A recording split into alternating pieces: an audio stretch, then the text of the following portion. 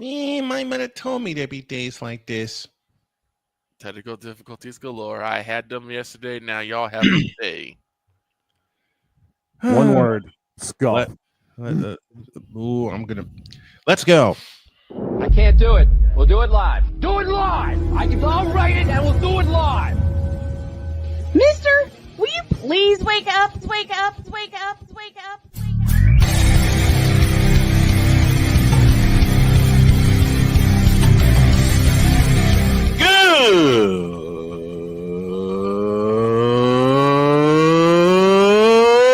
Good morning!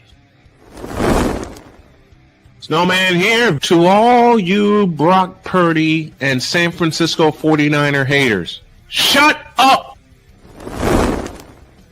I gotta thank you, Shane. I mean, whatever happened to the games where breaking 100 points was, I don't know, unusual?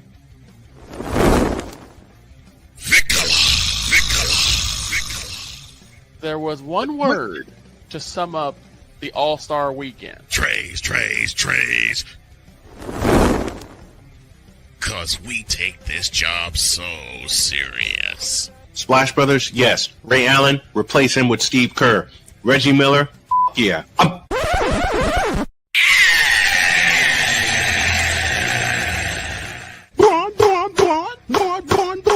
What in the all types of blue hell? I swear those seals are never going to be serious. Oh yeah! Let's go, baby! Woo! And hashtag all hail the Duke Queen, who's currently in London right now, joining us in the chat. Technical difficulties be damned. We can't be stopped.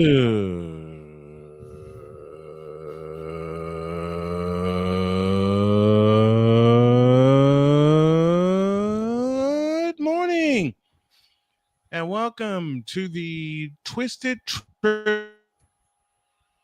And here's the technical difficulties rearing their head again.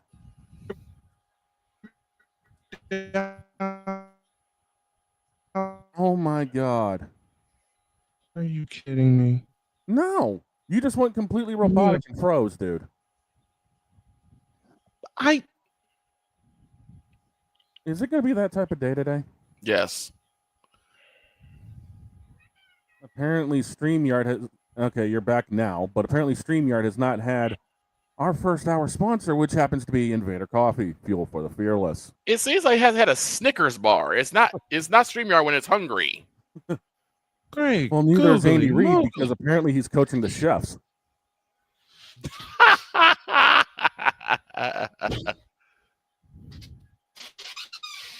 I'm just saying. Because you can't make money correctly. That too. Well, they can make money, just steal money. They just end up stealing what they make. Right. They steal from everybody else and give to themselves. Mm-hmm. And again, it's going to be a laggy type of day. Piece of garbage company. Oh. This is what we've been fighting the last 10 minutes, folks. Mm-hmm. And I'm already lacking on sleep. Dude, I've officially finished 2 12-packs in the past 2 days because of a lack of sleep. I get it.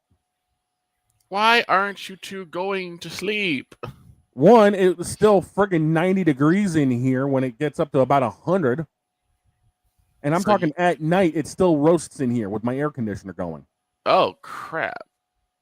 I was warned this place gets like a greenhouse. Once it gets warm, it stays warm. And by the way, Jen, cheers. Fair enough. Dog. I mean, not dog. Snowman, were you sitting there working late again? I typically refuse to answer yes. See? And yeah, pretty much. Yes. Yeah, pretty much. I was going to say, you're not going to be able to tell this lie. Although for me, my reason for not sleeping last night's a little bit different. I finally got back to the sim racing booth after about 5 months off. How is it? And I'm going to tell you right now, last night's broadcast, I swear, was probably one of the best I ever had. Oh, they'll get better. So long as you didn't have a bronzexual in that, you're fine. No, we were fine because trust me, Okay. if a bronzexual showed up last night, his ass would have been roasted. I was on that type of a flow last night. I get it. Probably kicked out. No, I would have just roasted him and then laughed. Mm-hmm. And then been like, by the way, this is coming up tomorrow on the morning show, so stay tuned. So I'm gonna try You know what my wife does all the time when she whenever when we were going back and forth to the hospital, she would read dad jokes to me. Mm-hmm. She would post one on Facebook, and then she would say, "I'm apologizing in advance, but don't be surprised if a few of these made it to his morning show." Mm-hmm. And she would be right. Speaking of things making it to the morning show, why do we have that current hashtag trending right now? Because yes, Jen, it is you. Miss you. Enjoy the concert. Have fun. We already miss you. Yes, we do. And bring back pictures. Bring back some pictures and video. Bring back pictures. I'm going to hear about that later. We're all going to hear about it later. Couches. I know it's coming. We're all going to smack with couches. Mm-hmm. Speaking of which, oh no, let's have some fun. Please help me welcome the fabulous voice of the Indianapolis Colts, the one, the only Matt Taylor. Hey. Good morning, Matt. How are you, buddy? Matt, what's going on? Mr. Taylor. Fellas, what's happening? Doing well. How are you, football. Sir? You can smell it in the air. You can smell the football in the air. No doubt about it. Yeah, it's crazy that training camp wraps up today. At least the Grand Park portion of camp wraps up today. So it's been football for a minute, but it seems like we're there, but yet we still have 3 weeks to go before we start keeping score for real. Now it really starts getting real. You got First of all, your thoughts on week 1 of the preseason, the loss against the Ravens in Baltimore. Yeah, I mean, obviously, it's a big incomplete grade when it comes to Anthony Richardson. It was very disappointing that we didn't get to see the plan play out. He was scheduled to play about a quarter and a half and just, try to get into a rhythm and try to go through a couple of different, football situations. You wanted to see him on a third down. You wanted to see him, in the red zone. You wanted to see him potentially lead a 2-minute drive, depending on how the game kind of shook out. But obviously those things didn't play out, playing just the 7 snaps and the dislocated finger. But Daniel Jones came in, and I thought he looked really good. And I think his stat line really doesn't do him justice. He had a couple of drops by the skill players around him. He had a touchdown pass wiped out due to a bad penalty. So I thought he showed a lot of professionalism to come in right away, being thrusted into that situation, not knowing that he wasn't going to play, or at least the plan wasn't for him to play as much as he did.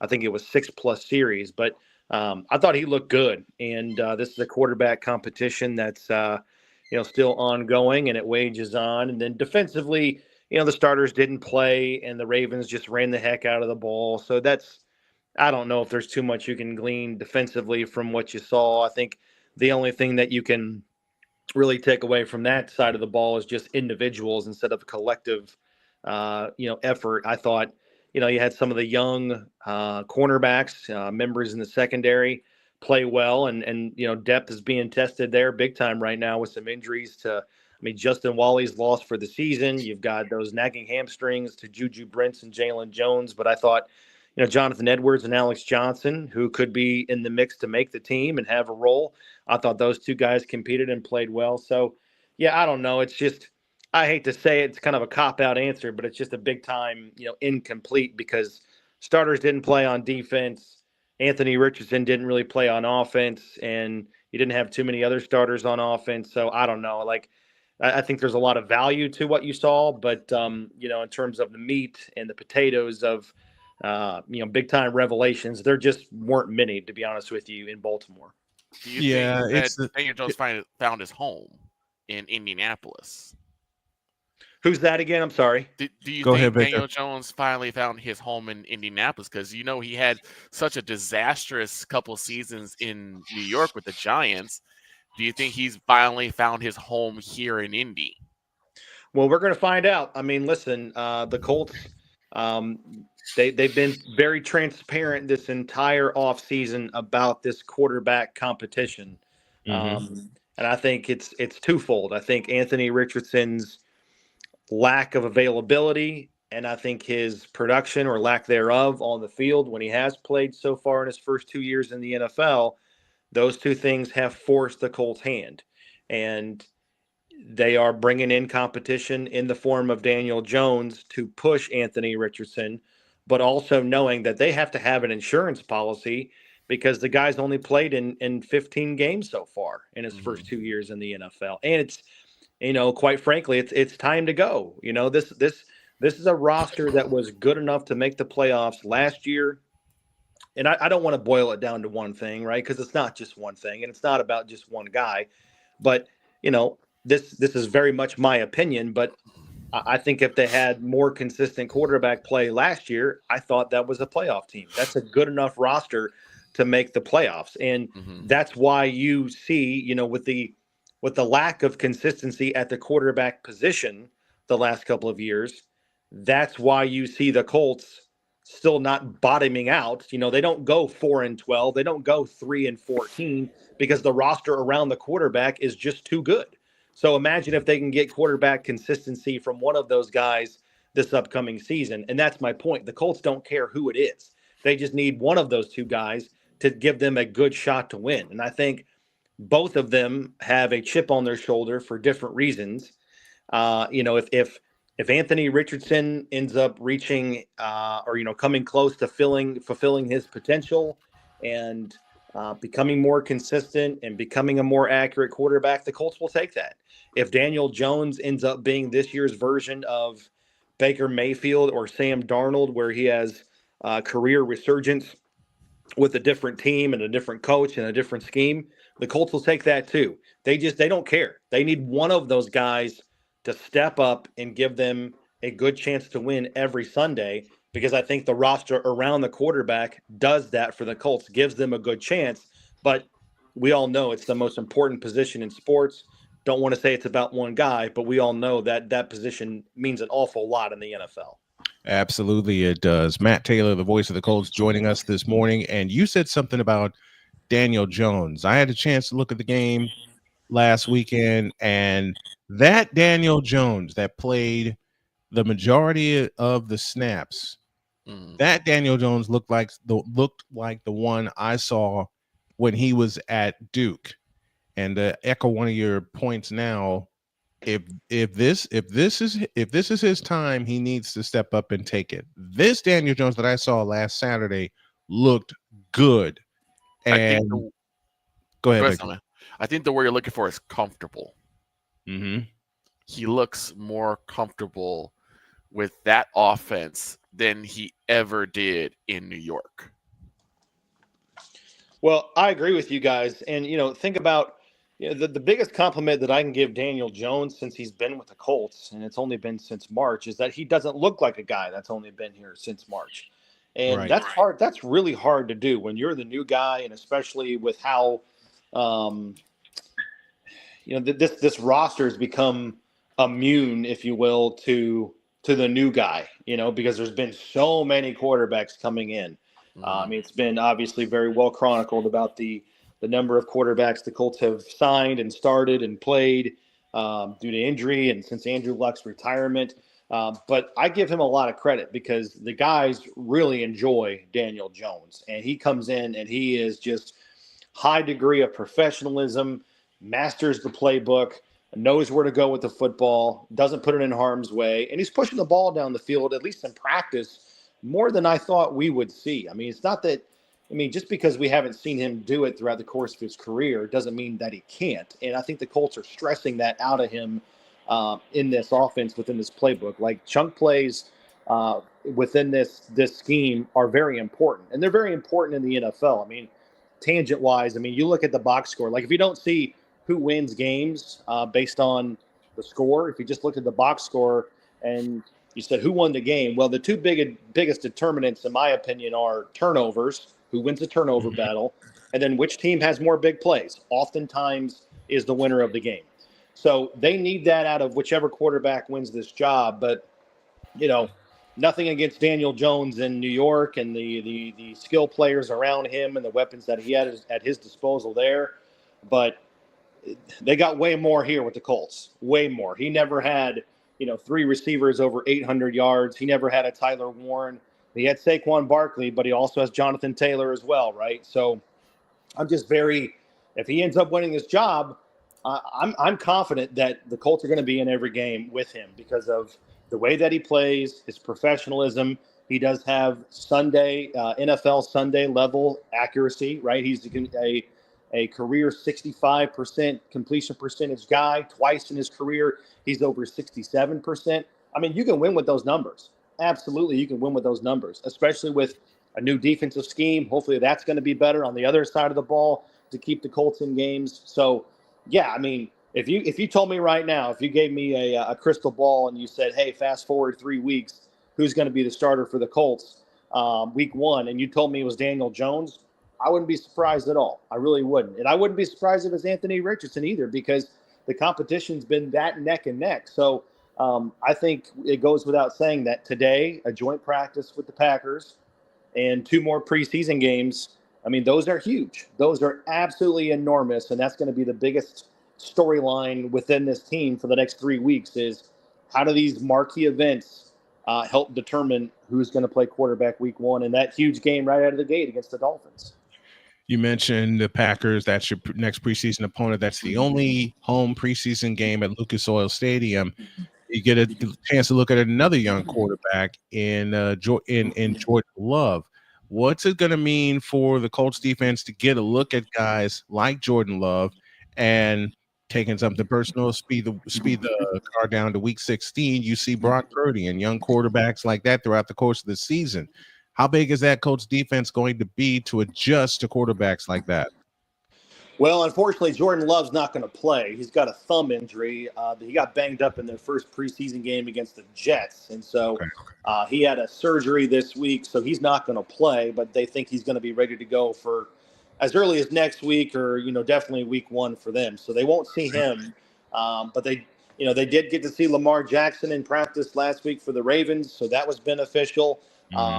Perhaps they see Joe Burrow next week. I don't know how the Bengals are going to operate and use their starters in that final preseason game. But, yeah, there's a chance that they could see some really good skill players from the Packers despite, no quarterback. I mean, they still have guys like Romeo Doubs, and they drafted Matthew Golden. He's a rookie out of Texas, really good wide receiver, a lot of potential there. I don't know if Jacobs is going to play at the running back position. Malik Willis is going to probably start the game. But, you go back to week 2 last year, the Colts played them at Lambeau, and the Packers just ran all over the Colts. So, listen, it's a preseason game. There's not going to be a whole lot of game planning going on and stuff like that. But as it relates to this joint practice, it is a chance to just see, you're going to line up and play vanilla defense if you're the Colts. But you just want to see guys play football. You want to see them play smart. You want to see them play fast. And just, flash the reasons and the traits as to why you are in camp. Get off blocks. Maintain leverage, keep guys in front of you, play within the scheme, right? So, those are the biggest things that you're wanting to see, especially towards the back end of the roster to see who makes this team when you have to go from 90 guys to 53 on, I think it's August 26th. One fundamental that you and I talk about a lot on our chats here on the show as Matt Taylor joins us throughout the season, third down. The last 2 years on third down, the Colts have had so much difficulty getting off the field. That was one of the things you brought up when you first became a frequent guest on the show. Talk about it again heading into the season. How big is it going to be for the Colts defense to get off the field on third down?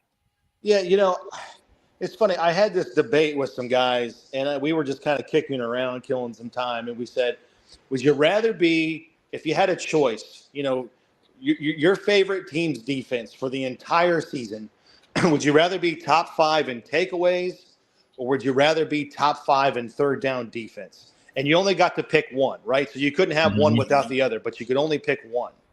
And A lot of guys just had to sit there and think about it for a long time because they're both really important and they're both, very, integral to having a good defense and winning football games. And so, some guys would pick turnovers or takeaways and some guys would pick third down. Obviously that's splitting hairs because they're so important. But, if you put a gun to my head, I'm probably more of a third down guy because last year the Colts gave up the second most third down conversions in the NFL. And that just speaks to a couple things, right? You're not very good on first and second down, so teams are getting into third and short, third and 3 or less. Those are advantage offense situations. And it also leads to a huge discrepancy in time of possession. And you're just not going to win football games if your defense is playing, 35, 37, or in the case of that Packers game last year, over 40 minutes of game action. You're just not going to win football games when your defense is being taxed that much and seeing so many downs, thrown at them. So, it's one of those things where you got to have both, but, you're putting so much stress and so much pressure on your offense when they do get into the game if you can't get off the field on third down. And specifically, too, for the Colts offense, they can get better on third down offensively. They were 18th last year in the NFL in conversion rate. So it's not like they don't have any, areas to improve. You want to see that number, be in the top 10, right around 50% or hovering in the 40s. So, takeaways are huge, but I think third down defense just means so much because if you're poor on third down, you're on the field a ton. The war of attrition starting to weigh you down. The other team's starting to get into a groove, and it just keeps your offense, your own offense on the other sideline just sitting there on ice, getting cold and you're unable to, find that rhythm and find that groove that you need to have on offense to score points and win games. Speaking of scoring the points, I'm looking over some of the stats myself. The biggest thing that it looked like Indianapolis had as a problem last year was red zone on both sides of the ball. 54% on the offensive, 61% defensive. So they were giving up a lot more points in the red zone than most teams last year. Mm-hmm. Yeah, that was a problem too. There's no doubt about it. So red zone, that's like its own game within the game. I think that so often determines the outcome of a game, whether defensively you can rise up, bow your neck and force a 3 or, at best get a takeaway inside the red zone. Those are just demoralizing opportunities when you have, a first and goal and you only come away with 3 or you get no points at all. So that's probably where the Colts have struggled the most, by the way, in camp so far is in the red zone. The field, it's just hard, right? The field shrinks. The field shrinks. The windows and the angles get tougher. The defense is closer to the line of scrimmage, depending on where you are in the red zone. The defensive coordinators get more aggressive inside the red zone. So, it goes without saying, especially in the playoffs, those games are won or lost inside the 20-yard line. Yeah, because a lot of times during Snowman's calls of Colts games, especially when it was third and short, third and 2, third and 3, oh my and you're in the 10-yard line, it's like just couldn't get the ball over. And again, and I'll ask the question: do you think that they'll start to trust Jonathan Taylor more? Because it seemed like so many times, especially last year, that there should have been times where you just put it in the gut of Jonathan Taylor, and he'll get you those 2, 3, 4, 5 yards. And he just refused to do it. And it put a lot of pressure on Anthony Richardson to try and be a playmaker. Well, I would refute that a little bit because if you go back and if you paid attention to the Colts the last 6 or 7 games of the season last year, it was all Taylor. He had over half of his carries for the season in the last 6 games of the season. That's how much of a workhorse he was down the stretch, and that kept him in the hunt for the playoffs. Taylor for the season averaged over 21 carries per game. That was the highest workload in the NFL last year. And it was also the highest workload for the Colts by a running back since Edgerrin James in 2005.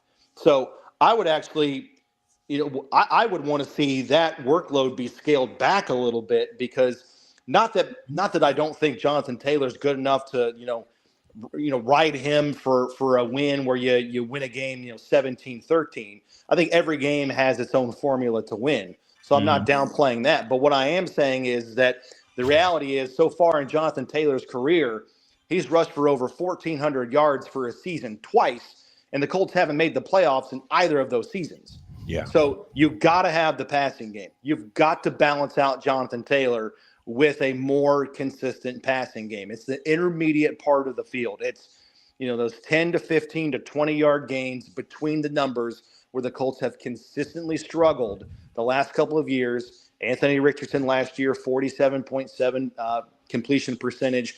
They have to have the passing game complement the running game, because in this league, it can't just be about one guy. I know Jonathan Taylor's a freak. He can rip off a 65-yard gain and bring the house down and give you a ton of momentum.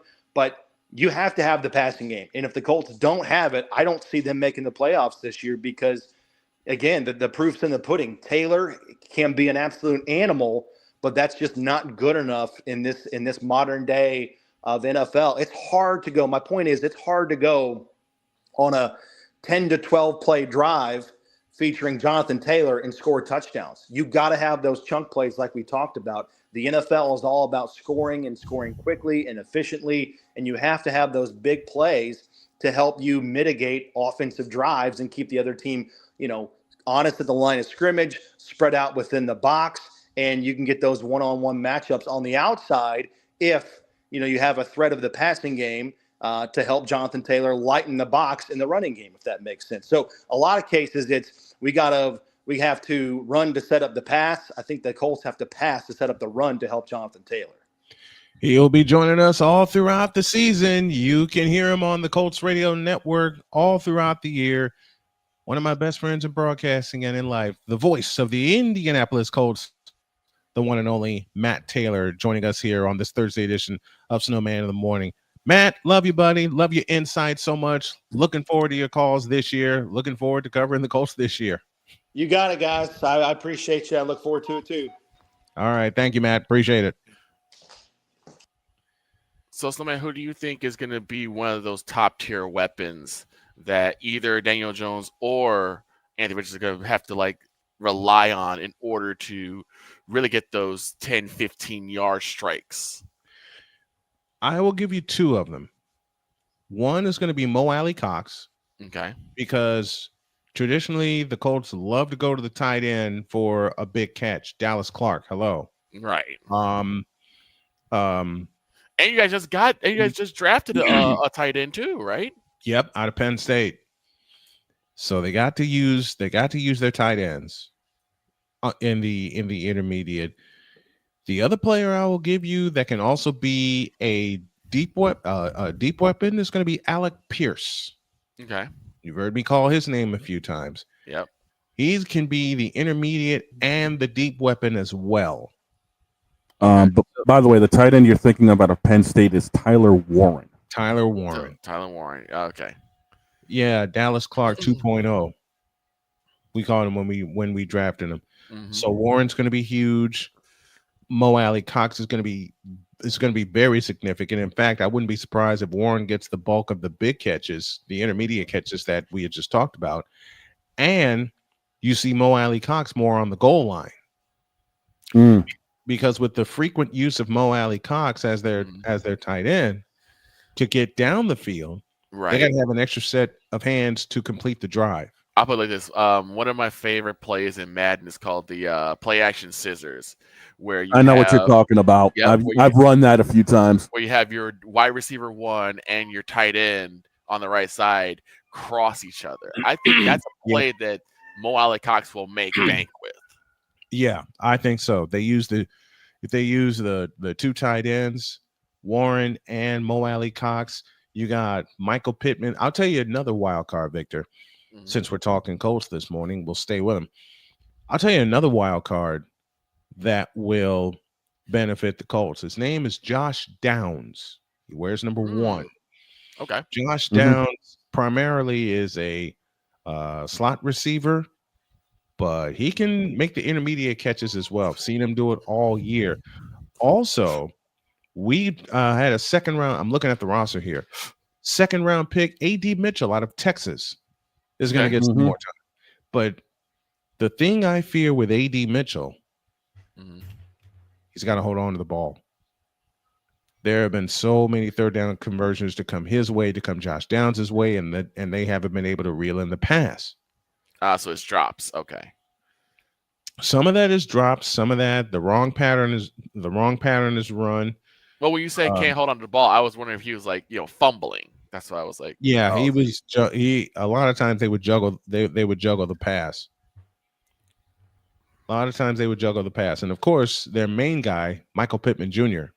Yeah, going to be huge. At Chicago the Bears. Hello. Yeah, I'll be doing that too. Yeah. That I love that. But thank you to Matt Taylor. Wonderful insight as always. And whenever we have announcers on, if you all have some questions, drop them in the chat and we'll drop them as we go along our football season here. Because I plan to have all 32 radio voices on this program. That's my plan. Let's take a break. When we come back, I don't know what the heck we're going to do, but it's going to be. I have a couple of things to address. Oh boy. Well, boy. Yeah, there's a couple of things that. One I already talked to Dog about, and I'm looking. Are we gonna have another appearance of the random musings? You may. Oh, you may. Then I'm gonna say yes. The musings when y'all get back. This is Snowman in the Morning. Join the transporter to Hades. Your butt and gut becomes one. Join the reformer of hooker whores. This is my daughter, Placenta Booty Johnson. Join the bronze god. Whenever you are in distress, take off your baseball cap and throw it in the air. Join your very own superhero of broadcasting, Chris Bass. So whatever color crayon they get, they palm it and do 2 circles, and that translates to I can be the black people. As she takes you through the week's paces in Baseline. Live every Saturday at 8 a.m. Eastern, 7 a.m. Central, Pacific time zone people, just stay asleep when this is on live and just catch the recording. I'm sorry. Exclusively on the Chris Bass YouTube channel.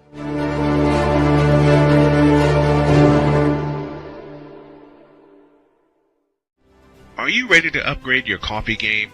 Prepare for an invasion of flavor with Invader Coffee. It's the caffeinated elixir that fuels champions, the blend that pushes boundaries. Whether you're battling deadlines or exploring uncharted territories, Invader Coffee has your back. Join the invasion at invadercoffee.com and taste the difference for yourself. Use the code SNOWMAN for 15% off your first order. Invader Coffee, veteran owned.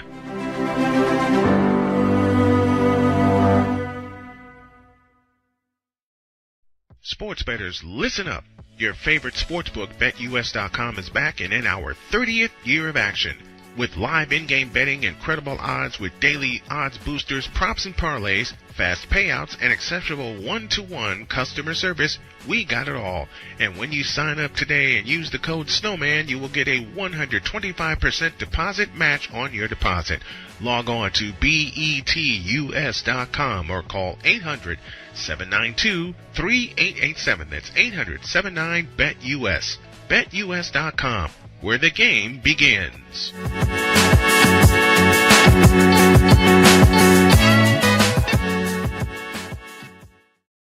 This planet has been great to me. It's given me gifts that I can't even explain. It's given me adventures and memories I'll never forget. And Battleborn, I think, has given me the opportunity to go beyond and give something back. How can I be a better custodian to this planet and the place I live? That's where I am with Battleborn. Let's make the planet a better place. 'Cause we take this job so serious. You fool! Delete! Delete! Delete! Delete! Delete! Delete! What in the all types of blue hell? This is Snowman in the Morning. I've been trying to figure out what in the all types of blue hell myself. We'll never know. Yeah, it makes I don't want to know.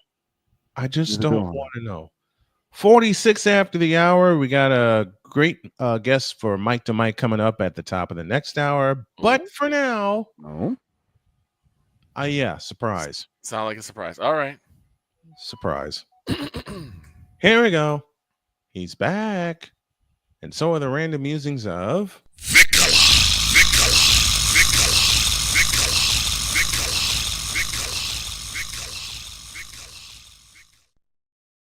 Okay.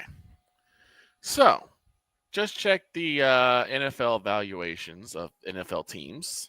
Basically, how much they're worth. Oh, no. And guess Oh, who no. still holds the top spot? The Dallas Cowboys. The value now at $12.8 billion. 12.8, not million, but billion. Now, yes. Here's the thing that gets to me, right? Mm-hmm.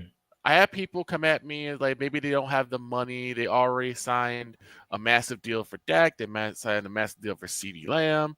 So maybe they don't have the money for Micah. Here's again. They're worth $12.8 billion. I think I know where this is going. This is not about money. This is again Jarrell's need to be needed. Oh, when you have Michael Irvin and Emmitt Smith, Michael Irvin. When you have Michael Irvin and Emmitt Smith both saying you need to get this done. Yeah.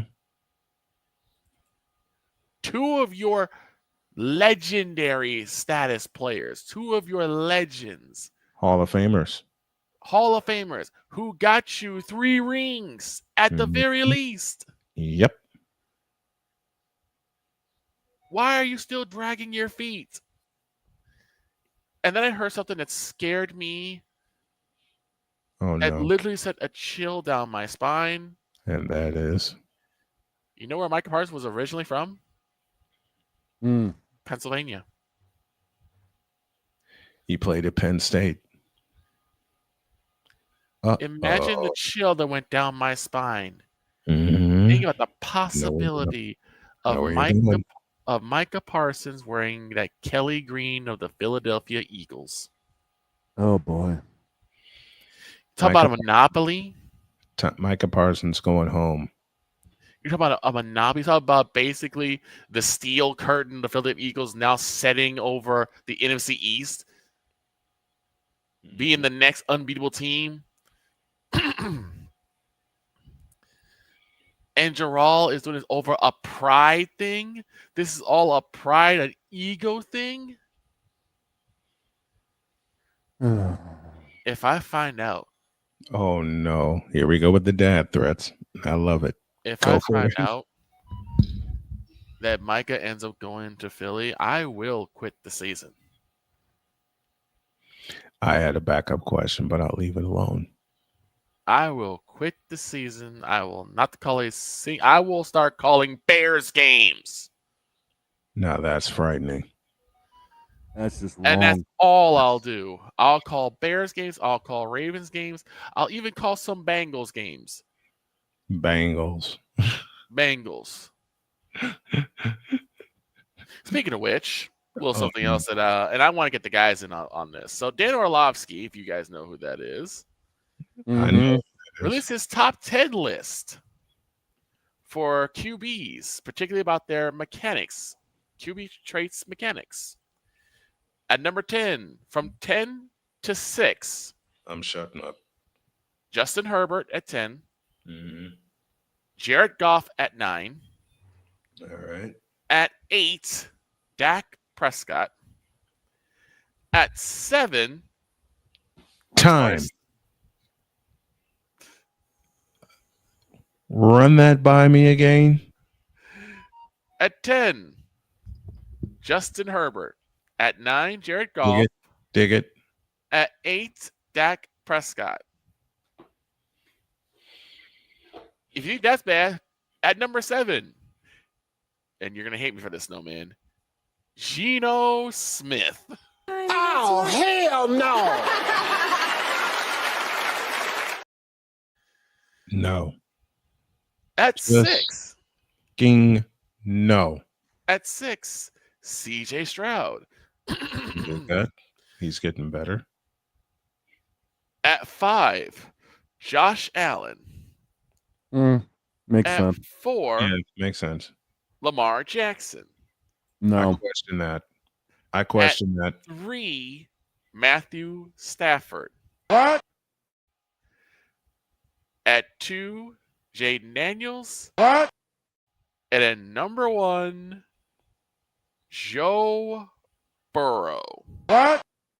Now I'll ask a question. Who's missing? Brock Purdy. Who else is missing? Just Brock Purdy. No. Well, There's one. Okay. Jalen Hurts. Who else is missing? Who the hell else is missing? He's already Patrick Mahomes. Exactamundo. And Dean's got it. How do you have, in terms of just QB mechanics, how do you leave off Brock Purdy and Patrick Mahomes was already won 2 chips? How do you leave off Brock Purdy, the most recent Super Bowl champion in Jalen Hurts, and the man who can improvise more than Michael Jordan just on a football field and Patrick Mahomes? How do you leave these people off? Well, first of all, consider the source. And then the thing is, again, I like Dak Prescott. Everyone knows that. But you rank him over Jared Goff? One more time. Oh, hell no! One of the guys who got to the playoffs, and then one that didn't get to the playoffs. I'm sorry, I'm just a little bit confused. Playoffs? Don't talk about it. Playoffs? You kidding me? Playoffs? And then you rank Geno Smith above Jared too? What? Geno Smith. Oh, that's rude. That's rude. How can the guy who ran out of the end zone on Thanksgiving grade mechanics?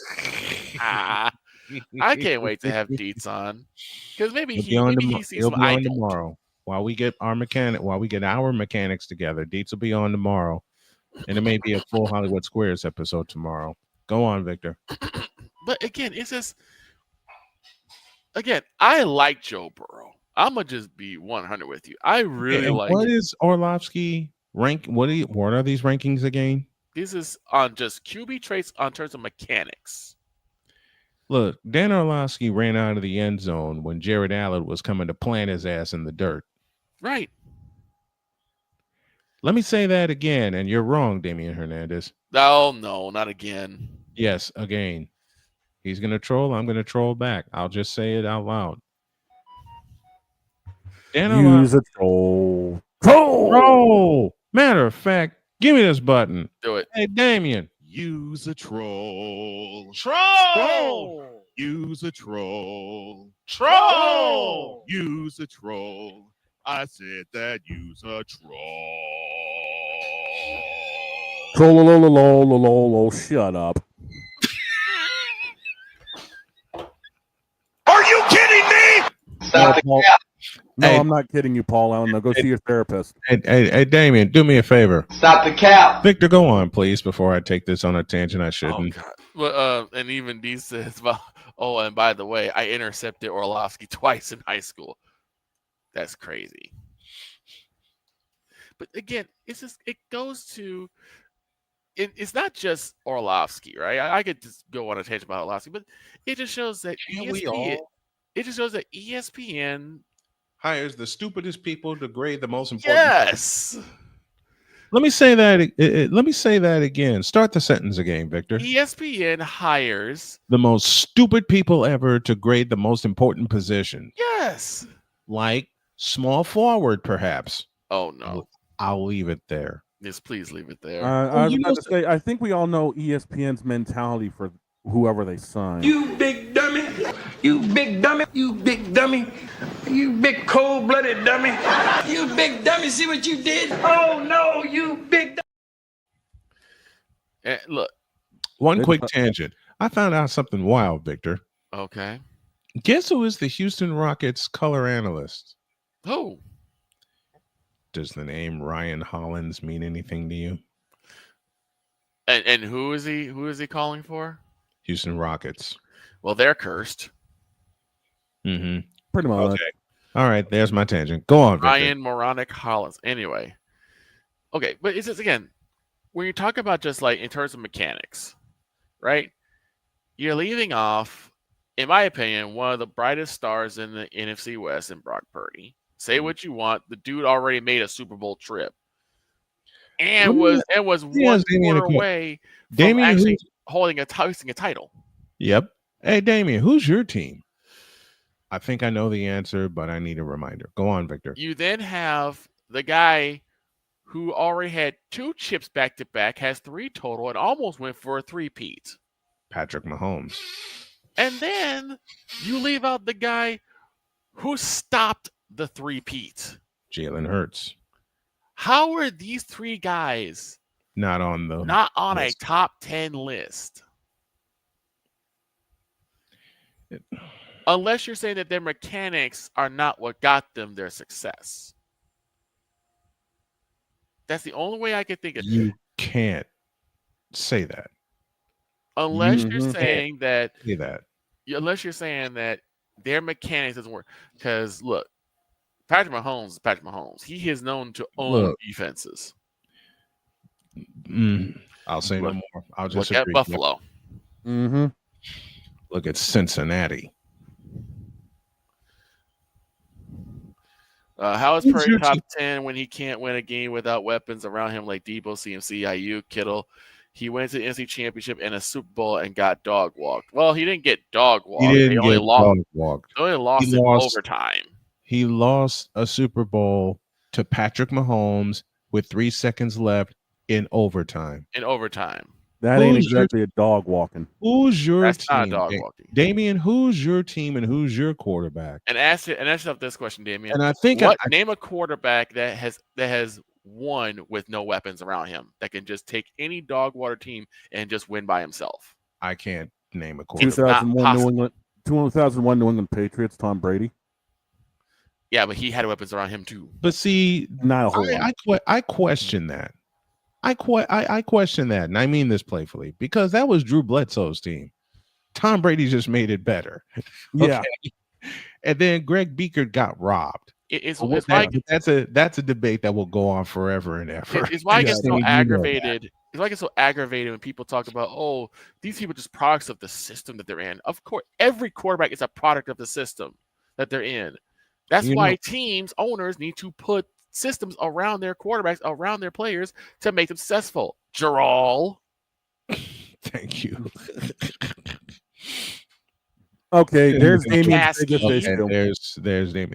Y'all don't have a quarterback. No. Y'all don't have a quarterback. Yeah.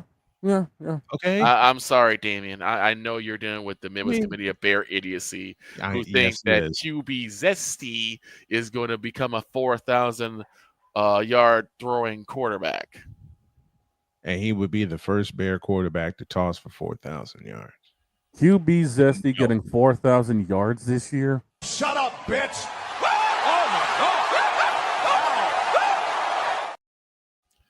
So I do feel for Desi Hernandez on that front, because I feel for him on that front. You have to deal with morons sitting there saying we're gonna make it to the. You know who else, Damien? And I love getting Damien back with this. You know who Damien has to deal with? Mm-hmm. DJ Moore. J. Moore. I mean, he also has to deal with the fact that the Bears haven't really mattered since 1985. Not even in 2006. Nope. Because the only one that really mattered then was Devin Hester. Yeah, thank you. Yeah, Devin Hester's the only reason the Bears were relevant. You read my mind. Sure. Actually, I stand corrected. The only other time that the Bears were relevant was Roseanne. Well, I'll put it this way. Couple Bears that I liked in between 85 and current. Thomas Jones, Cedric Benson, Matt Forte. Yeah, Forte. Actually, Deets, Desmond I can remember who started before Patrick Mahomes. His name is Alex Smith. Mm-hmm. He had the quarterback duties before Patrick Mahomes took the whole damn thing over. Let's not forget Matt Castle was there too. Matt Castle was there. Alex Smith was, but it was mainly Alex Smith Who made me really be angry with Kansas City fans because when he got hurt, everyone cheered. He ain't the only one. Tim Couch, anybody? Yeah. Go on, Victor. Not Dallas Clark. Desmond Clark. Greg Olson. You always mix those two up because of the last name. Because of the last name. And both of them were very intricate parts of their offense. Because I would say if I had to pick two tight ends, it would be Dallas and Desmond, the Clark boys. I hate you, Napoleon. Oh no. Someone at MLB needs to tell John Fisher about how to build a proper team. Coworker and I were talking about the Mason Miller trade. Why would they do that? He asked. That's a good question. I'll provide an answer in a moment. All right, but I'll just close my muse with this.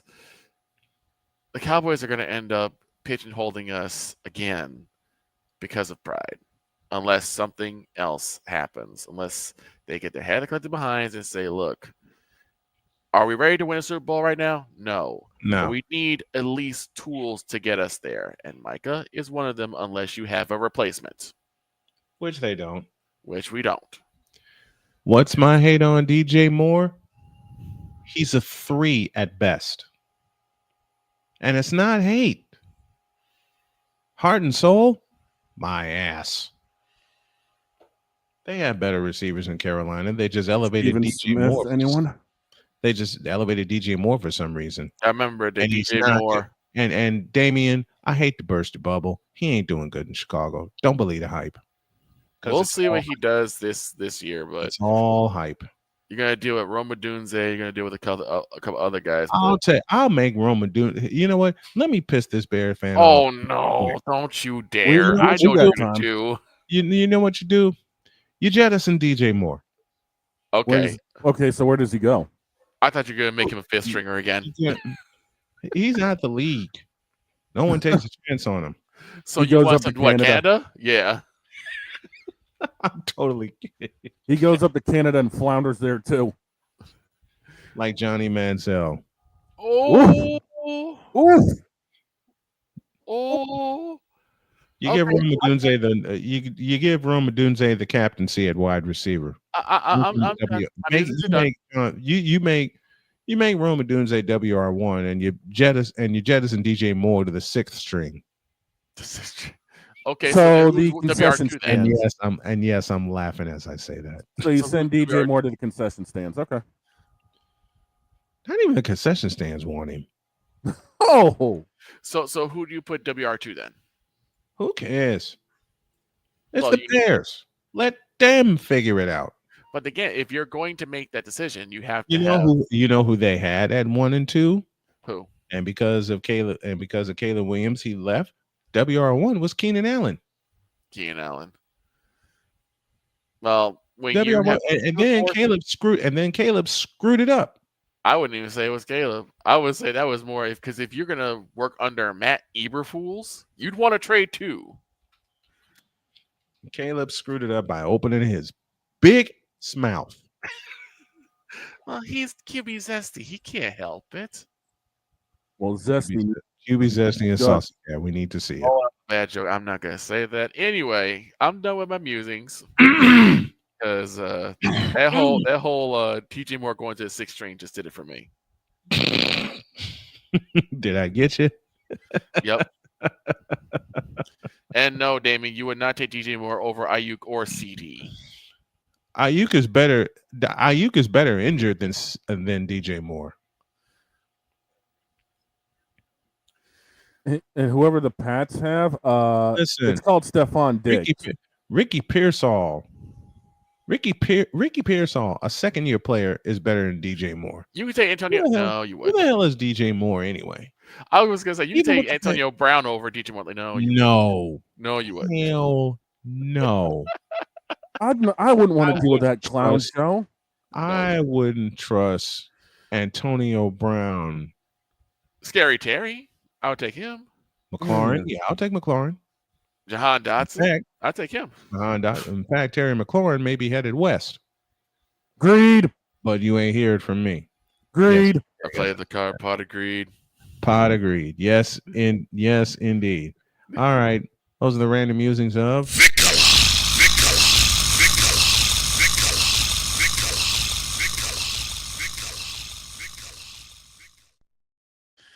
Now I've been wanting to do this for a year, and now I get a chance. Okay.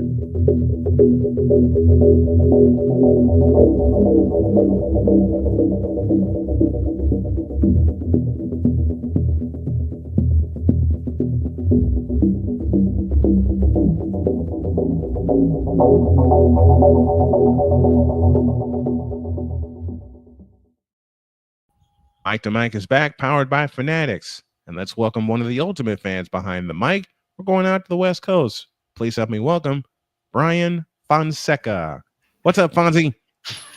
Well, good morning, or good late morning there where you are. Yeah, how you close, doing, man? It's close to lunch hour here in the Northeast. Yeah, I should have set my time. I should have set my watch ahead. You know, they always say it's harder going west to east, right, than east to west. Yeah. Yeah, I've had to do it a few times. One of the most difficult sports, welcome to the show. One of the most difficult sports that I learned to call on the fly is volleyball. I did it at Chicago State for 10 years.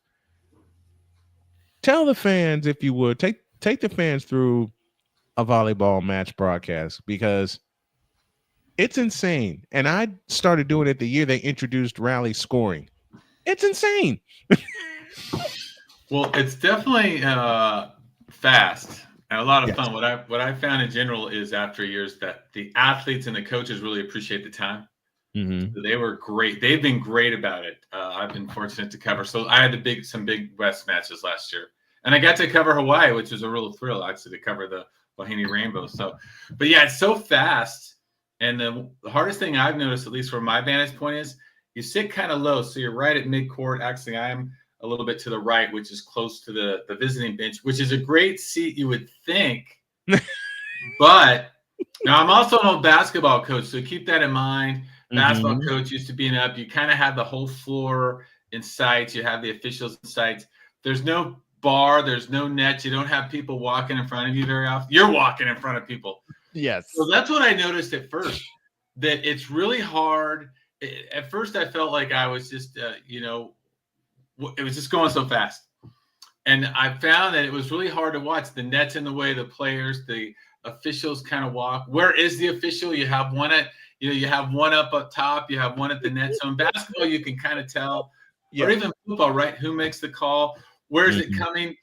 And then originally, I would say the toughest challenge was learning the opposing team, the gals on the other team. You know, you try to study ahead of time. You look at their nice pictures on the media guide or on the website, and they're really nice, and they look a lot different. Boy, once they play, everybody's got ponytails, typically blonde, not all, but they're long hair, so you can't read the names. So all of a sudden, things just really sped up. So even though I loved it at first, it was like, wow, there's a lot going on, and it seems like it's really fast. So what I realized early is you've got to be able to try to figure out some way to recognize the individuals. Like, for example, you're wearing a pink shirt. I love it. So I love the players who had maybe little different laces on, or who maybe colored their hair. Anything I could see, that was a gift to get started. Yeah. Letting them show their personality a little bit. Yeah, and so as a coach, I know, you remember thinking, God, why don't they just take care of themselves? And you want them to look the same. But now as an announcer, I'm like, I don't mind a little bit of the gal who has their little bit different shoestring or anything. Now, I also have to joke, because as I have grown into the sport, it really becomes so much about watching the setter. Yes. What's the setter doing? What's the setter moving? How's the setter moving? Some setters like to do drops. So watching the setters, but they actually like to blend in, and it's kind of their strategy that setters want to be hidden a little bit. So to me, that's again counterintuitive announcing. I want to know where the setter is. It's kind of like, imagine a quarterback, right, hiding kind of every play, or you don't know where the quarterback is, or hey, where's the quarterback? Where's the point guard? Are they hiding in the play? So I found that to be really fascinating, because the setters are so are so fabulous. They're just wonderful volleyball players, and most of them can set and hit. And so I found that a trick too, to really kind of notice the setter and recognize the setter and what do they like. Some can block really well. So those are a couple of things: how fast it is, recognizing players, and also trying to recognize the setter. And again, that vantage point with the net and bodies, it was just a little bit. I felt a little bit out of my comfort zone. As a basketball coach, you can just you can walk on the floor and you can zoom into everything. Now I felt like everything was kind of going across my vision. Everything's right there in front of you. Who are some of the voices that inspired you to pursue play-by-play announcing? Ooh, that's a great question. Well, I have to go back. I don't want to tell my age, but you can probably guess if you can know how many Super Bowls there have been when Super Bowl and my birthdays are not far apart. So I would say the announcers that stick out are the college basketball, watching Billy Packer, Al McGuire, Dick Berg. I think those are the guys that probably I loved. As a matter of fact, I grew up, watching college basketball, Magic Bird. That was right in my kind of wheelhouse. Again, showing you how old I am, unfortunately. But those three. And to me, what I loved about Al McGuire is he just made basketball fun. Yes. Now, you go back later, look at his memoirs. How prepared was he? But the French pastry, the aircraft carrier, he really made it fun for me. So those were the three. But then being a West Coast guy, I always listened to sports. We were the crazy family. My father and I, that would drive my family crazy. We'd have one game on TV and we had a big stereo console in the back, so we'd have another game on. I grew up really enjoying Bill King as a basketball and radio announcer in the West Coast. Holy Toledo, the Raiders. You probably hear some of his. I remember Billy. I remember Billy so well. And he was great with basketball. I always thought he was with the Warriors. He was really good. He's so fast, and he was obviously very intelligent. So he would say words that I didn't understand. And then I'd say on a national scene, really Dick Engberg. Oh my! He had this. He kind of reminds me of himself. He always had this kind of peppy personality. He seemed to call all the sports I liked. He was basketball. He was football. He also did tennis. I'm a little bit of a tennis aficionado, if I may say. So I just thought he always brought joy. And maybe what I realized, now I'm a Northern California guy, so I grew up near Sacramento, give or take. Actually, my house almost halfway between Sacramento and the Oakland Coliseum. That was kind of my house, small town. Very nice. But I always liked Dick Engberg, and I don't know if that was something about I had this attraction because he was a Southern California guy. Well, actually, he was a Midwest guy who transplanted to Southern California. He transplanted. But I just really enjoyed. He always another one that seemed fun. Oh my, didn't seem a homer. So those are probably the guys that have stuck out. Now then, as I've kind of lately watching a little bit of soccer or football, as we say, JP Camarena, I love his calls. So that would kind of be. I mentioned I'm a Raider fan, so obviously John Madden walked a little bit on water. Where I was from. Just a little bit. I love John Madden. And he seemed like the real man's man, right? He didn't seem any pretenses. He was so I kind of grew up, again, I've given away a little bit of my biases there, but so those would be the guy, Enberg, McGuire, Packer. Those would be that I really, and I just thought fun, and they brought fun to the telecast. I really like the Angels announcers, is Rory and Mark Gubaza. I really enjoy them. The Yankees announcers I've enjoyed. I think just the different, being again, I have my West Coast accent, right? We Californians, we don't have an accent. So the Yankees I've enjoyed, just the different, but that's kind of the group. But I really. If I had to go back to one, I would say Dick Enberg, but I think it's because I heard him so many places: football, basketball, even the tennis. But I grew up. My mom, I guess, my mother was the Olympic sport person, so we always grew up watching Winter Olympics, watching tennis. Actually, 4th of July was Wimbledon. As crazy as that sounds. England, I'm not sure how that exactly goes. Peggy Fleming, I think, was my first crush. the flowing ice skater. Who didn't have a crush on Peggy Fleming growing up? Okay, come on. I had a crush on Peggy Fleming. Just so graceful, right? You Yeah. talk about Dancing with the Stars. She was all about lines, and again, that was my. I could tell you some other crushes, but that's probably our G-rated one we can keep. Yes. There was a roller derby movie too with Raquel Welch. I'll just leave it at that. Leave it there. That kind of burned some things in my brain too. But Peggy Fleming and just the class. So I'll stick to Peggy. How's that? One of the announcers I grew up listening to back home in Chicago, you said about Al McGuire making the game fun. For me, that identifiable voice was Johnny Red Kerr, who sat alongside Jim Durham for many, many years. And whenever you see Michael Jordan's tongue out, ready to do something stupid to the opponent, you know Johnny's going to explode. And I'd wait for that. So I had Johnny Kerr, John Madden, as you mentioned. I love Dick Enberg. Love Dick Enberg. I used "Oh My" on a couple of occasions in 30 years, but only a couple. But one of my favorite baseball voices, the first baseball voice I ever heard, was the late great Vin Scully. Vin Scully and Saturday afternoon baseball was it for me and my dad. I didn't care if mom told me to go outside and play. Dad would race upstairs and said, "We're sneaking down to the basement and we're going to watch some baseball." So just to hear Vin Scully's voice, and I hear it in my head every time I take the microphone to do a baseball game, that was one of my guiding lights for the sport.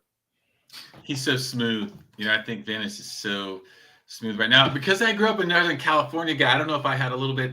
I was not a Giants fan. A lot of my friends are, but I am not. I mentioned it. And also, as growing up as an A's fan, there was an old announcer, Charlie Moore, and he was really a bit of a homer. Oh my! And so I think I grew up kind of a little bit of a probably homer. Also, again, I have to chuckle. It's a little different era when you talk about Oakland A's and Oakland Raiders. Yes. Right? A little bit of the underdogs, the rebels, I don't have it anymore, but longer hair, right? The mustaches. So I think probably even the announcers resonated that. And I probably gravitated a little bit, initially to the kind of rebel. I liked Tim McMahon when he was a quarterback. I kind of just gravitated to but that's why I think Michael Jordan is so fun, because he has a lot of that. He's such a great player, and he went to Carolina, but he just seems like a rebel at heart, right? It always seems like his mom, kind of kept him in check. But he likes to gamble a little bit. He likes to do what the boys are doing, right? So I chuckle. But you mentioned Vin is so smooth, and that's why I think Rory. Gosh, his last name escapes me. The Angels announcer, same thing, just that smooth that you almost don't know you're listening. Johnny Miller with the Giants is also very good at that. Adios, pelota. Exactly. He's also very. It feels like those gentlemen feel like you're in your living room. Yeah, Dick Enberg, I think, had that too. Maybe it's that Midwest charm when you mix that Midwest. Right? Isn't that there's something about it? Yeah, there is. Johnny Miller on ESPN was huge for me growing up in the 90s because of the work he put in. So that's one of the voices I had growing up with was his. And he's another one, right? So smooth. Yeah. And I don't know if all those gentlemen had radio backgrounds too. So the art of storytelling. I know Miller does, because he was the voice of the Baltimore Orioles for many years. And now he's been many years the voice of the San Francisco Giants. Another voice I grew up listening to, especially for baseball, was John Rooney, when he was the voice of the White Sox for many years. And I had the unexpected pleasure of meeting John Rooney in 2005 when they won the World Series, because my friend, after I had a situation happen that left me down in the dumps, my friend came to get me, and he said, "We're going to go to Sox Fest." I said, "Really? Okay, cool." Yeah. He surprised me by dragging me into this lecture hall, which had a ton of seats and a microphone in the middle of the floor. And I'm going, "What are you doing to me?" And then I hear not only John Rooney, I also hear Ed Farmer come out. Oh, wow. I turned and looked at him and I go, "Are you kidding me?" I said, "Wow. Yeah, Got his autograph too. That's good. And now I also grew up a little bit listening to Lindsey Nelson with the Notre Dame. Yes. Now, only because of, again, West Coast. I don't know. There used to be a show on Sundays. They'd replay the game. Mm-hmm. And so it was an hour. And I was young to start. I could always figure out how do they cut out the game because the line would be in now later on or remove. And I'm like, how did they do that? Are they Devoing the game already? It's 1970-ish. So Lindsey Nelson, but I always felt he was so serious. But again, in my worldview as well, that was Notre Dame football. You have to be serious. Where the others seem to have so much fun. So Lindsey Nelson did the replay for Notre Dame for many years. Harry Callis did it for many years. Longtime voice of the Phillies, and of course they would edit it out, and I would be up so early, waiting to watch the replay of that with Harry Callis or Lindsey Nelson.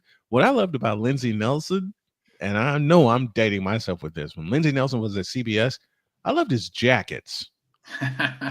His jackets were out of control, and I loved them.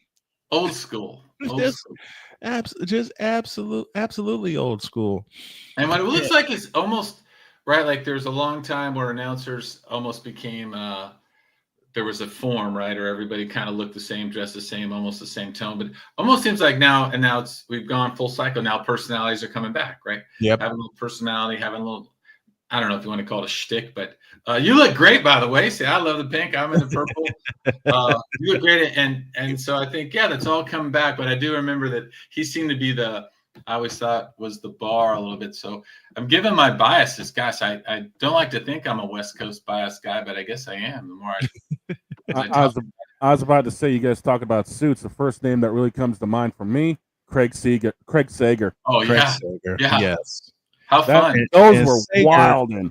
But you know the fun part about Sager? The first time he had a wild jacket like that was totally accidental.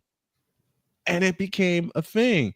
Deed says something very important. He says the first key to calling any sporting event is storytelling. The broadcaster has to make the audience feel like they're listening to a story rather than watching a product. That is so true. That's one reason I loved Vin Scully and I love Jim Durham and Jack Buck, Pat Summerall, Dick Enberg, and all the old schoolers, Al Michaels included when he was with ABC. All the storytelling just fit right in. And he also backs it up with this. Chris says that's the problem with current day. They view it as a product and not as a story to immerse ourselves in for a few hours. That's absolutely true. That's why I stick with my style, the old school, and learning about the players. Fonz, you mentioned it. Learning about the players, getting to know them, having little nuggets in your head about them, and you find ways to weave them in. Mm-hmm. You're making me think as we go. All of a sudden, I'm having these flashes of college football. Keith, I'm drawing O'Nelly. Keith Jackson. I'm drawing Keith Jackson. Keith Jackson. And I remember every once in a while, Frank Broyles. Yes. That Southern accent. That Southern drawl. When I kind of thought of the South, right, I thought of Frank Broyles, but he was so interesting and such a different. That's too dark, huh? Yeah. He was so different. So I really loved, that college football, and I think that was probably every Saturday it was on. Baseball would be too, but college football you could count on. Yes. I grew up loving. Still probably one of my favorite matchups, USC Notre Dame. Just the pageantry, the little bit of rivalry. It's not East versus West. It's more Midwest versus West, but it feels right. Growing up as a California boy, it felt like. It's the one intersectional where it kind of meets and people don't really like, you either kind of like USC or Notre Dame or you don't. You don't. It's not like this love fest. There's a little bit of angst, right? With both, on both sides. Oh man, this has been so delightful. We're up against the break, but I got to have you back on for a part 2 to this. Brian Fonseca joining us from the West Coast, joining us from California. Man, thank you so much. I love you very much. I got to have you on for a part 2, man. Got to have you back. Okay. Be my pleasure.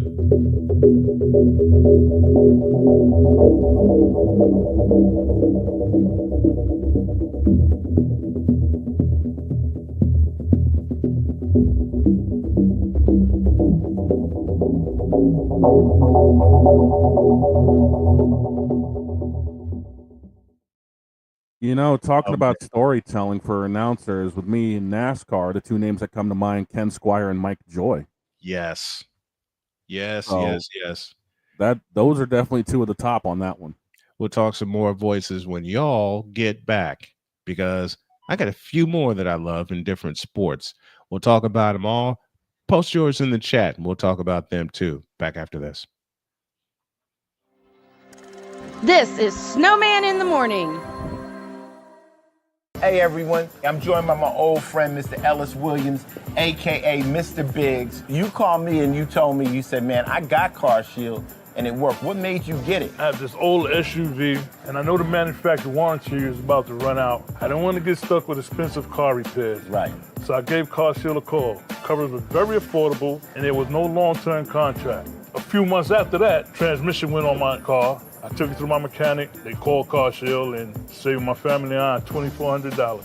Car Shield is America's #1 auto protection company. Their administrators have paid out over $1 billion in claims and cover most vehicles from 5,000 to 150,000 miles. You'll receive 24/7 roadside assistance, courtesy towing, rental reimbursement at no additional charge. Give Car Shield a call today before it's too late. Remember, Car Shield cars go farther. Protect yourself now against expensive auto repair bills. Call 800-513-9263.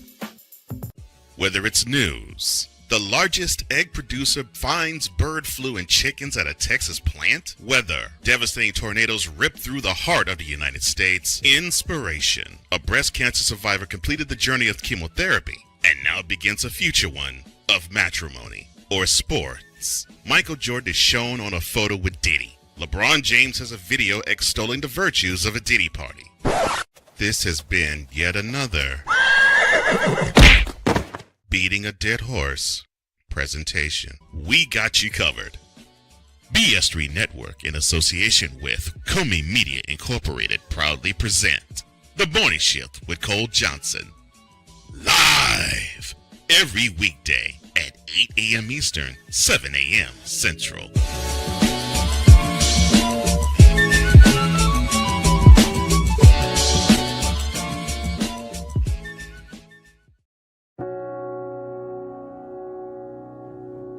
Do you remember our first group photo? This is it. Smiles all around, even though we were all nervous.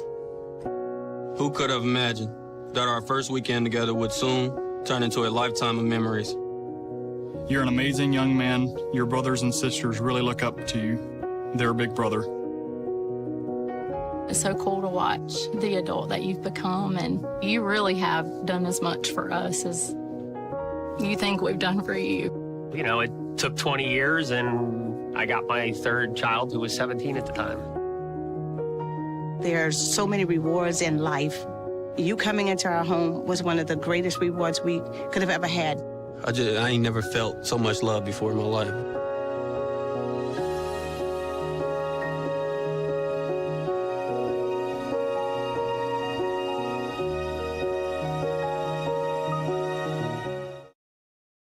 Mister? How do you operate this Twitter thing or this Instagram thing or whatever the heck? You're supposed to know all this stuff. Anyway, welcome back to the show. Damian Hernandez said something very true. His dog has come back with what would be amounting to a snack. He says, even though the Cubs sucked, it was always fun watching them, hearing Harry Carey talk. Man, you know how hilarious it was with Harry on the Cubs? Mm-hmm. I think he was one of the first ones I saw popularize doing the game in the stands. Yeah, nowadays you have all the teams basically doing at least one game a week in the stands. Yep. I remember Harry being in the stands. They set up this little table for him out in the bleachers. Mm-hmm. So he had his scorecard, microphone, headphones, and of course, a pitcher of Bud Light. There you go. I did that at Ho Chunk one night. Oh my God, I remember that. Because Fran rewarded me with some beer. Mm-hmm. So what do? I take my act to the stand. Eli Gold for NASCAR. Love that. Yes. Eli Gold for the longest time was also the longtime voice of the Crimson Tide. Still is, as far as I know, or he might have retired in the last He couple of retired years. a few years ago. Yeah. But no, Eli Gold on TNT and sometimes on CBS when they were doing the Truck in the Bush series. Oh my God, yes. You can't go wrong. You can't go wrong with those two. Jim Phillips for the Clemson back in the 80s and the 90s. Oh, his name is escaping me, for Auburn.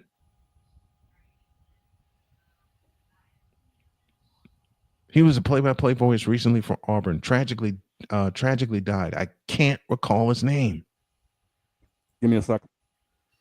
I can't recall it. For some reason, I'm drawing a blank. I can't recall his name. He called the kick six with Alabama and Auburn in 2013.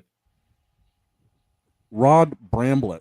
Thank you. That's the name I'm looking for. Rob Bramblett. While I'm doing some research, who are some of you guys' other favorite? He is in my. Thank you, Deeds. I couldn't recall his name. I mean, for me, up here in the Northeast, obviously some of the big names that come to mind: Rem Dog for the Red Sox when he was doing color, Don Orsillo, Jack Caglione. Mm-hmm. Now we got Dave O'Brien on the stick. Hey, Dave O'Brien is good. All right. Of course, when it comes to the Bruins, Jack Edwards. Jack Edwards. I mean, there's no one else. Jack Edwards. That's it, and that's all. Exactly. That is it, and that's all. And I got a treat for y'all. Speaking of Rob Bramblett, all I have to Phil Rizzuto. Holy cow! They're going. Yes. That New York accent, though, for Phil Rizzuto. That New York accent. I have a treat for y'all. Speaking of Rob Bramblett, we're gonna rewind back, and with college football coming up here very soon, we're gonna rewind back to. What? Damn it! We're gonna rewind back to. Hey! I can't do it. Why, you dirty? Yes, I can. Right here. Come here. Okay. Even the truck is saying, I don't want to work today. Look, the truck is saying, I don't want to work. I want to bang on the drum all day. Y'all know the second line to that. It includes a cuss word. I won't do it. Let's rewind back to 2013. Auburn, Alabama, Jordan-Hare Stadium. And all I have to say is 4 words. And then this happened. End zone and single safety. So I guess if this thing comes up short, he can field it and run it out. All right, here we go. 56-yarder. Does not have the leg. And Chris Davis takes it in the back of the end zone. He'll run it out to the 10, 15, 20, 25, 30, 35, 40, 45, 50, 45. There goes Davis. Oh, my God. Davis is going to run it all the way back. Auburn's going to win the football game. Auburn's going to win the football game. He ran the missed field goal back. He ran it back 109 yards. They're not going to keep him off the field tonight. Holy cow. Oh, my God. Auburn wins. Auburn has won the Iron Bowl. Auburn has won the Iron Bowl in the most unbelievable fashion you will ever see. I cannot believe it. Oh, my God. 30. I was on a train headed home from Michigan City when that miraculous thing happened. You know, for the longest time, speaking of football, growing up here in New England with the CBS coverage, 2 names that come to mind, the team of Greg Gumbel and Phil Simms. Yeah. Why not? How can you go wrong with those two? How can you go wrong with those guys? I have a present for you, Mr. Shane O'Mac. Oh. If I can find it. Oh, by the way, for the Celtics, name I was thinking of recently retired Mike Gorman. Mike Gorman. Can you not hear the East Coast? Can you not hear the East Coast accent in Mike Gorman all the way through? Right. Oh, Yeah, they're going to is this play the inbounder. Yeah, that's what I'm looking for. I have something for Shane that is going to make him smile. Very big. Okay. Bigger than that doggone sandwich he's polishing off. Just a little Italian sandwich from Walmart. That ain't little. No, I just cut it in half to make it look little. I can't cut it in half. I've tried. Let's go back. Let's go back to the Boston Garden. Oh. The year is 1987. The aforementioned Mike Gorman on the call. Now they're going to play the inbounder. They're going to give him an idea of a clear target. Red Auerbach for years felt you've got to get all over the inbound man. Don't give him a clear place to look to make the pass. Watch for the alley-oop, particularly if Sally's in the ball game. Sally is not going to be in. Dantley is going to be in. Vinnie Johnson, Isaiah, Mahorn, and Lambier. Unbelievable. McHale is going to take the inbounder. Oh, that is Gorman. 17 seconds to go. It's Gorman and Santos. Boston down 1. It comes to Dennis Johnson. Dumars has got him. This is game 5 of the 87 playoffs. Eyeball to eyeball on the Boston feed. Baseline. Nobody home. Rodman the block. Out of bounds. Who's got it? Detroit ball with 5 seconds to go. Thomas wants to get it in quickly. Does to Lambier. Stolen by Bird on the cut to DJ. Yes! Yes, and a foul! Yep. Gorman and Santos on the call for that one. That was Tom Heinsohn on the call, I think. In 87, it was Gorman and Santos on local. I'm trying to find the call with Johnny Most, where his raspy voice. And there's a steal by Bird. That's the one. That's the one. That's the one I'm trying to find. Down by 5 points in the fourth That quarter. gummit. Well, not going to have time to finish it. But yeah, you had Johnny Most with the Celtics. You had, of course, Jim Durham with the Chicago Bulls for many years. When I say many years, I mean just that. Many. I think I may have found what you're looking for. Bring it. Please. I got to hear it. All right. Hang on just a split second here. Fawn says, a pleasure, gentlemen. I look forward to our next chat. You've made me a fan. Thank you. Red Auerbach for years felt you've got to get all over the inbound man. Don't give him a clear place to look to make the pass. I think this is particularly if Sally's in the ball game. This is Gorman and Sally is not going to be in. Dantley is going to be in. Vinnie Johnson, Isaiah, Mahorn, and Lambier. I was looking for it as you were thinking about it. McHale is going to take the inbounder. 17 seconds to go. Bird set to inbound. Boston down 1. Got it. To Dennis Johnson. Dumars has got him. You got it? I got it. Take yours down. I got it. We're All having right, fun here, folks, as we wrap. We're going to wrap up early today, but I've found it. All right, Bird is putting the ball on him. The Celtics. Let me see. Bird, basketball. Seconds left. Right on DJ, and DJ gets the pass. There you go. Right. On the left, it goes to Bird. Bird guarded by. Right there. Found it. Nice. I found it. It took me a little fishing. And it's from a highlight video, but I found the doggone thing. Boy, this took some work for me to find. Here we go. This is the one we're looking for. Take it away, Johnny Most. Horn drives around him, goes on in, and the ball gets knocked out of bounds by 8. Oh, they call it the other way. And that was actually a good call. Here it is. Now there's a steal by Bird. Yep.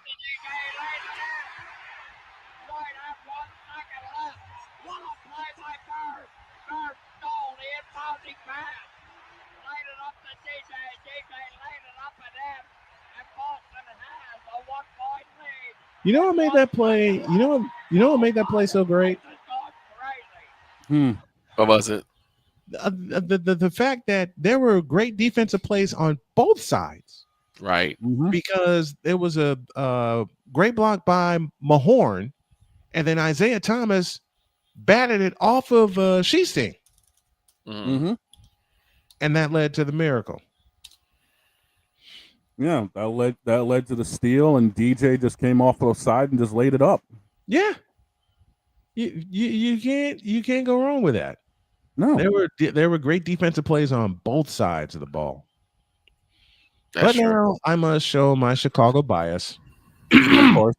Because anybody who knows me or knows of me knows that my broadcasting hero, the fellow who had me pursue broadcasting, was the late great Jim Durham. Mm-hmm. And Jim has always had that storytelling voice and style. You know, something Deet said earlier in the broadcast. You gotta be able to be able to tell a story. Well, Jim, on June 12th, 1991, Jim Durham and Johnny Kerr told this story.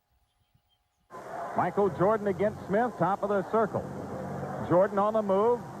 Right side, Paxson. Pax punch into Cartwright against Devont. Devont blocks the shot. Now Paxson has it right corner and fires. Good. John Paxson sticks a dagger into the heart of the Lakers. Michael Jordan into the front court. On the drive, right of the lane, in deep. Left corner, Paxson. He comes up shooting again. Book it. Yes. John Paxson sticks another one. Pax with 14, and the Bulls have a 4-point lead. Jordan double team, right corner, he plays to Perkins. His three, rimming, no. Rebound to Scottie Pippen. Scottie dribbles out on ahead to Paxson. Pax blowing in on Magic Johnson. Scoops it in. The Bulls lead by 6. John Paxson coming up with big plays for the Bulls here in the fourth. Cartwright right of the key, out to Paxson. Long jumper, head of the key. Book it. John Paxson sticks another one. Pax with 18. That's his high for the series. Is on the line. John Paxson with that wide open shot. They look for him and they find him, and Pax has delivered the mail here, Jim. Michael right of the lane. Right side Paxson. He comes up shooting. Book it. Again, Johnny. John Paxson sticks another one. What a cold-blooded job of shooting by Paxson in this fourth quarter of what could be the championship game. Timeout Bulls, 22 on the shot clock, 32 on the big one. We'll return to the Great Western Forum after these messages on the Bulls Network. Hi, it's Gary Meyer. The Bulls going for the big trophy on AM 1000. Now, I will be very, very biased. Jim Durham's the reason I got into play-by-play announcing. Him and Johnny Red Kerr. But Deet said it earlier in the program, and I love the fact that Fonz is stuck around this chat is chatting with us. He says, the longer I coach, the less I like taking the ball out of bounds on the sideline. Not a lot of room. The passing angles are simply funky. Ain't that the truth? Facts. Ain't that the truth? I've called basketball games for 30 years in studio and in person, and the angles that you have to pass in from out of bounds are not fun. Hey, as a player, I hated it myself. But man, that's why I love Jim Durham and Johnny and Red Kerr. Just the way Fonzie said it earlier when we had him on. Jim Durham was so smooth. Yeah.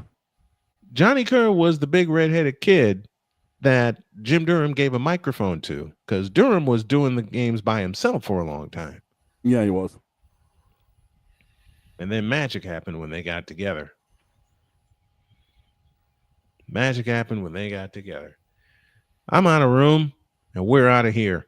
Tomorrow, we're going to have a full show for you. Dietz will be with us. Deb Whitkus will be with us. I'm trying to get a few other people with us so we can play Hollywood Squares tomorrow. Oh, boy.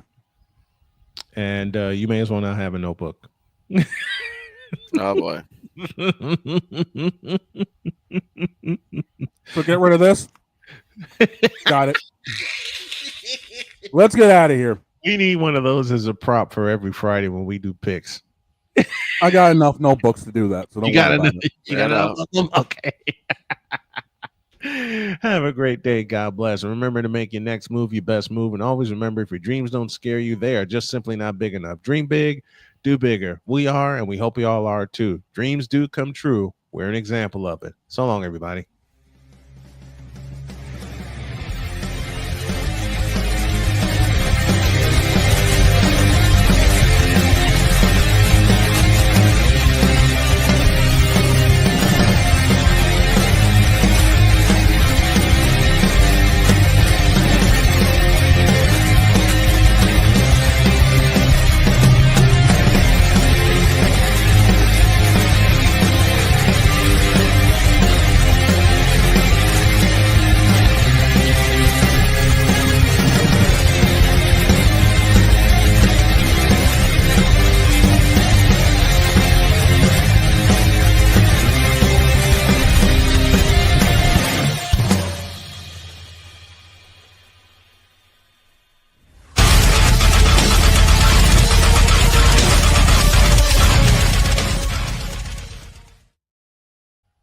And why have the Oakland A's been terrible? Because yes, John Fisher. Wow. Oh my God. Wow. Like I said, 2 more notebooks. Throw them away. See y'all tomorrow. Barbecue Queen on Twitch.